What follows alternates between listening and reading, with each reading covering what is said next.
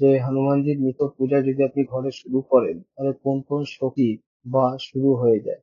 যখন প্রথম প্রথম হনুমানজি পূজা ঘরেতে করা শুরু করবেন, আপনার ঘরে হনুমানজি ঊর্জা ভাব তৈরি হওয়া শুরু হয়ে যায়।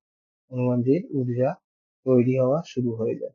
হনুমানজির শক্তির ঊর্জা আপনার ঘরে আগমন শুরু হয়ে যাবে, যার সংকেত আপনারা আস্তে আস্তে বুঝতে পারবেন, ফিল করতে পারবেন যে হনুমানজির ঊর্জা আস্তে আস্তে আপনার ঘরে বসবাস শুরু হয়ে গেছে।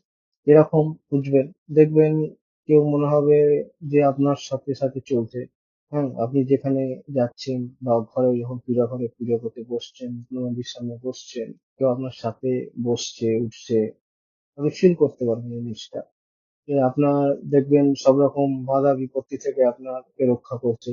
আপনার কোনো বড় বিপদ হওয়ার ছিল সেটা হয়তো কেটে গেল, বা সেটা অল্পর উপর দিয়ে বেরিয়ে গেল, এরকম বুঝতে পারবেন, আপনি ফিল করবেন যে আপনি যা যা বাবার সামনে বসে বলবেন, দেখবেন সেই মনস্কামনা আপনার পূর্ণ হয়ে যাচ্ছে।